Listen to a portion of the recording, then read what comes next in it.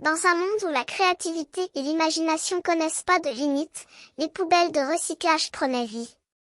Chacune d'elles avait son propre personnage, son propre style et son propre rôle à jouer dans le grand ballet de la transition écologique.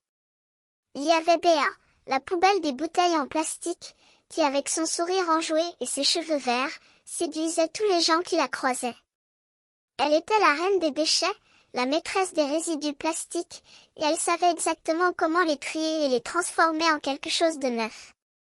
Il y avait également Mimi, la poubelle des papiers, qui avec son air délicat et ses lunettes rondes, était la parfaite assistante pour les gens qui voulaient faire du recyclage. Elle connaissait toutes les variétés de papier, du journal aux enveloppes, et savait exactement comment les trier et les transformer en papier recyclé. Mais Béa et Mimi n'étaient pas les seuls. Il y avait également Victor, le vert, qui avec son air sombre et ses cheveux noirs, était le roi des déchets. Il connaissait tous les secrets des verres, des bouteilles et des jarres, et savait exactement comment les trier et les transformer en objets de valeur.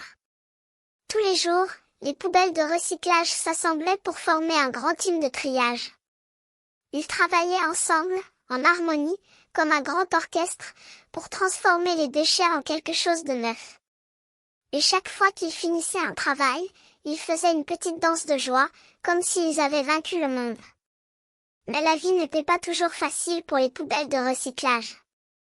Il y avait les gens qui n'avaient pas encore compris l'importance du recyclage, qui jetaient leurs déchets sans vergogne, sans penser aux conséquences.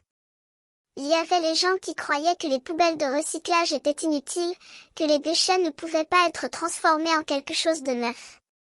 Mais Béa, Mimi et Victor n'étaient pas découragés. Ils continuaient à travailler, à trier et à transformer les déchets, à montrer aux gens que même les choses les plus vieilles pouvaient être transformées en quelque chose de neuf. Et petit à petit, les gens commençaient à comprendre. Ils commençaient à voir les poubelles de recyclage comme des alliés, des amis qui leur aideraient à faire du recyclage.